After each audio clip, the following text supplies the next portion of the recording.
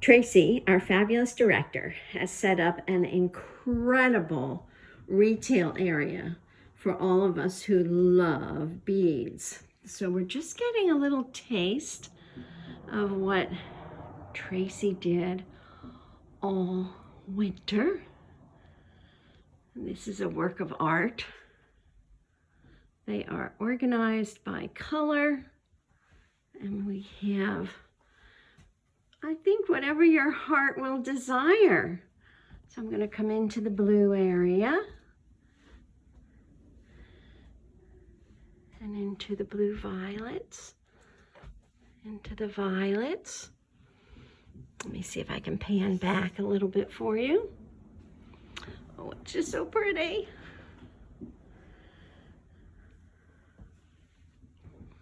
And we're coming across the door here. There was somebody, I know who that was. And now over to our reds. Oh, look at this section. We've got some really great hot colors coming in. These dress prints are some of my older pieces. They're photographs of perishable dresses. And we'll come down to this wall. And let me see if I can just find out who that person was. Oh my God! Hi, Sam. Hi, Deb. How you doing? Great. I'm so happy that you're amazing. here. Surrounded by this treasure trove. Yeah. So, Deb, what do you want to tell? How do you want to explain what it is we're trying to convey in terms of color for this year's global project? Well, this year we're exploring a single hue, which I'll show you what that means, and all the variations of one hue, and then adding, just for flavor, a color outside, away from that hue. So I'll show you that on the color wheel. So Deb, let me see if I've got it. So we're each gonna pick one hue, but it can be any hue, and you'll tell us what those hues are. Oh, Yoink. Yeah. Yeah, there's 12 of them. Okay. So there's infinite colors, but there's 12 hues. Am I catching on? You're catching on, that's exactly right. Okay. Any color you can imagine comes from one of these 12 hues. Can you see them all okay? Yes I can. Okay. Maybe we can do it this way too. Oh, that's good. Yeah. So for example, yellow is a hue. Uh-oh, it's pointing to green. I think your sides are... Oh, yeah. Okay. Yeah, that's weird. There we go. Yellow Yeah. is a hue. You got it. And its tints, tones, and shades, you can see just a few examples out of the bazillions that there are. Yes. Those are all yellow. All of them are yellow. It's really funny with yellow. As it gets darker, it almost turns into like an olive. Can you see an olive green there? Yeah, I sure can. Yeah. Great. All right. I think we've got Rusty here. Maybe people will meet Rusty a little later. Okay. Deb, so what are the names? Let's go through that. I'm going to turn this over because it's easier to see the single colors. Well, we discovered yellow, and you might have heard this already, red and blue represent the primary colors of the color wheel. That basically means that they can theoretically make all other colors, and that they theoretically cannot be made from other colors. That's why they're called primary. Gotcha. Theoretically, when you mix them together, you get the secondary colors.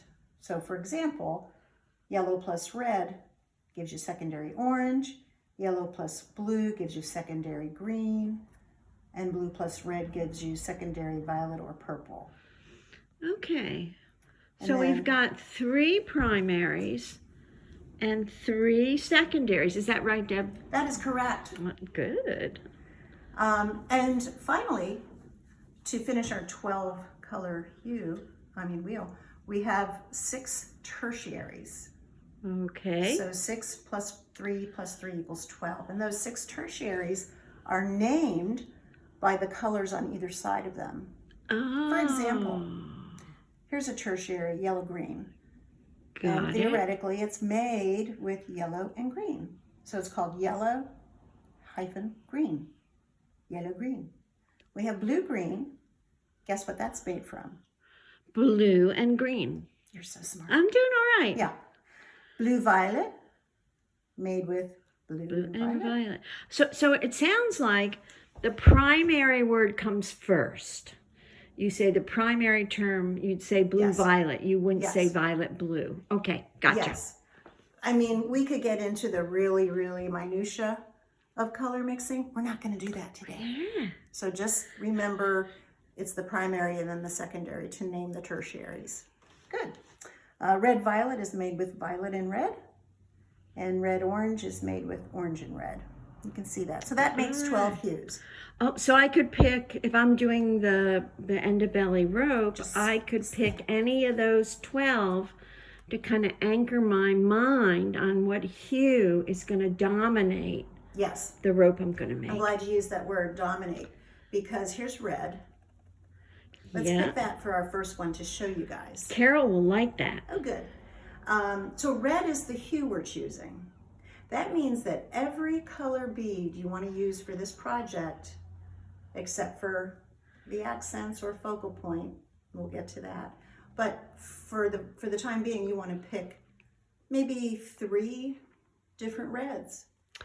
So if you were shopping at this store, you would come in and you would look and find where your hue is. And here we are. These are all reds. Right. So that kind of gives you a starting point, doesn't it? And where to look, because it can be overwhelming. It is overwhelming.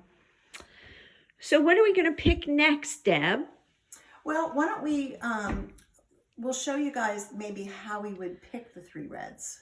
Does that sound like a good idea? It sure does. Okay, so what I would do is start with just a red that I love. Let's do that. Yeah. And size-wise and shape-wise, let's just give you a little, a little talk on that. Yeah. Shape-wise, we want them to be round. Yeah.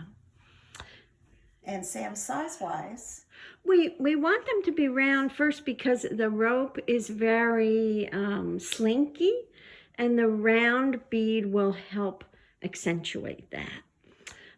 In terms of size, we're looking for 11s, 8s, and 6s. Okay, let's find us some 11s. Now, if you're buying from a company and you're not quite sure, is that a 6?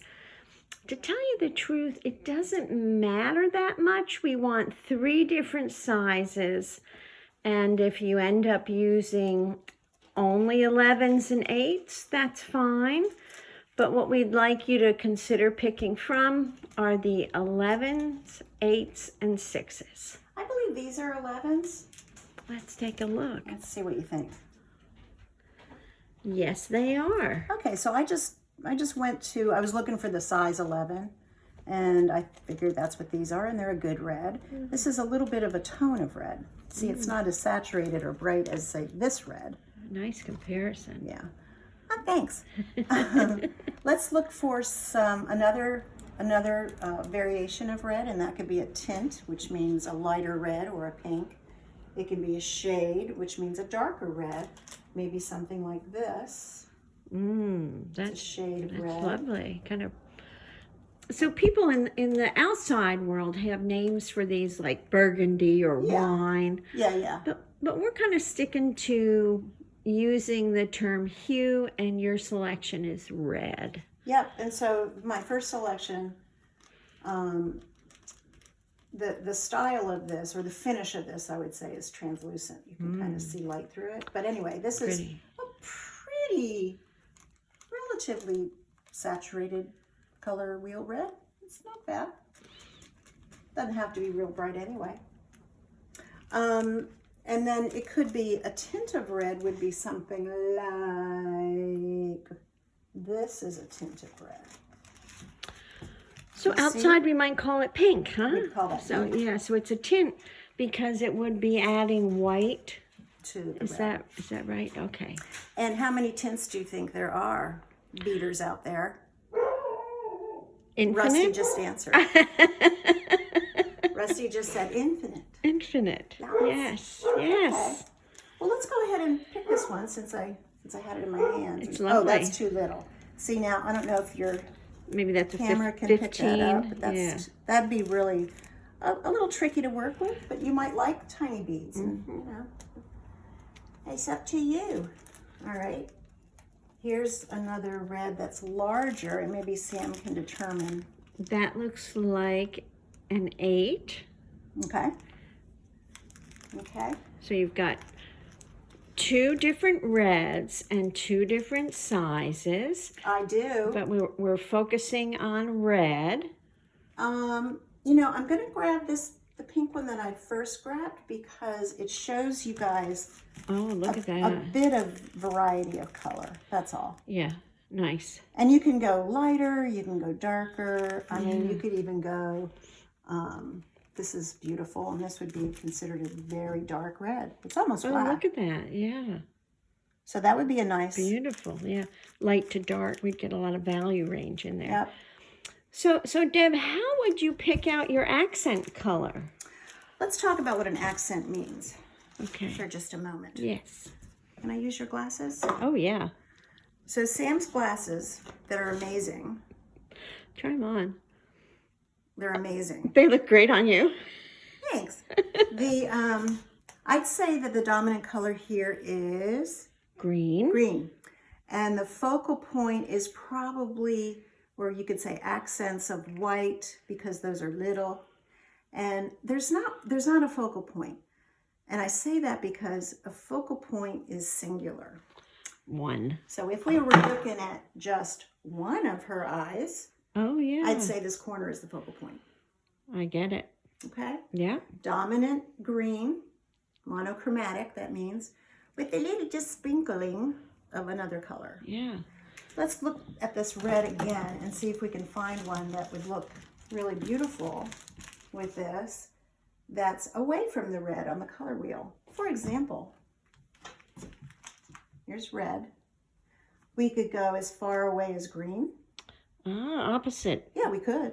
We could go any of these on either side. Okay, so we can't make a mistake. No! Yeah. No mistake. No mistakes. Just want a little contrast. So for that, let's travel over to our blues. Come Ooh, with me. wild choice. This is sort of, actually I like the blue violet. I stopped at blue violet, which is here. Okay. Here's violet. Here's red violet. Here's blue violet. Those are all Here's choices we could pick, yeah, right? yeah. Let's just Yeah. look at this for a moment. I like the way we're actually doing this So like, you're right before your very eyes. Yeah, so you're simply looking and finding something that strikes you or pleases you, and then you might analyze it a little more, huh? Oh, look at that. Let's put this down and look at it for a moment and tell you guys what we have. We have dominant hue of red. Rusty. Thank you, Rusty. I think I said it right. And then we have it's like blue violet, I guess, for our accent or focal point. Yeah. So it might be proportion wise, it might be something like this. Let me just show you. I don't know if you can, but can you see how it's mostly these colors? Yes. We did that little, just A little bit of the accent color. Yeah. Great. Now, Deb, I did bring in the one that I have started. That's a great one. Let's look at it. Would you like to take us over to my Yeah. seat or spot over here? Yes. And let's come on down and take a look at what's going on here.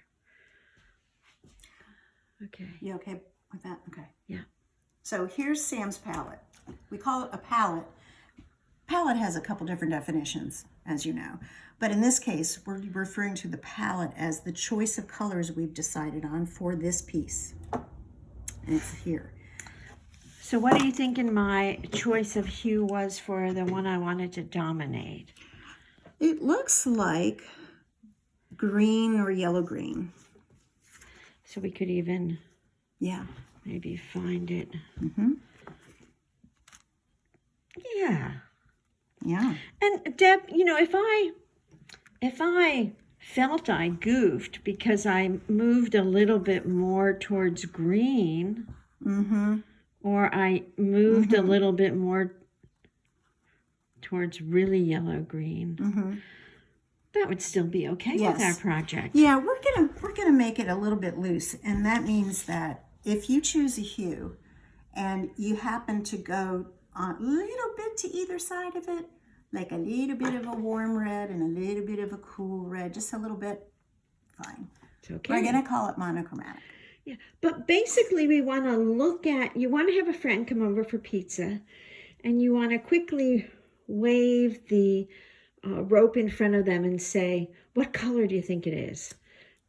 There she is, she's waving it. I'd say that's yellow-green. So it's the dominant. It's the one where there's the most of. Yep.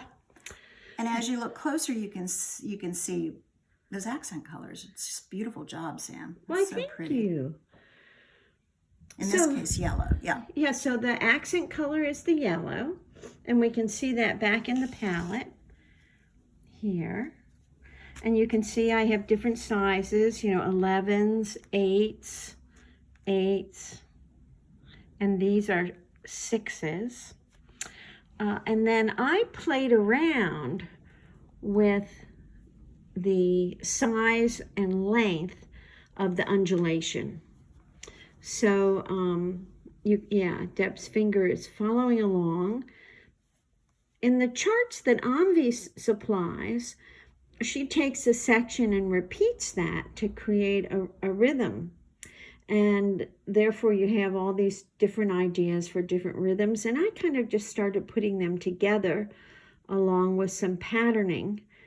And I was thinking mainly of stripes that bracelet the form, and then dots. So kind of polka dots and stripes. Some of you might end up doing stripes that go along the form, or I believe Anvi and Carol are going to suggest some pattern ideas for you as well. And can I mention, Sam, that you'll notice with Sam, she chose more than 3 of her dominant hue. And she actually even chose 2 versions of her accent color. Yeah. And that's fine, honestly. Yeah. I would say pick at least 2 of your dominant color. Yeah. And make sure you have a little bit of size variety if you want to show these little wobbly undulations. Yeah. Well, this is Sam and Deb from Big Blue, and we hope you'll join us this year for the Norgard Designs 2024 global project called Honoring the Underbelly. Bye for now.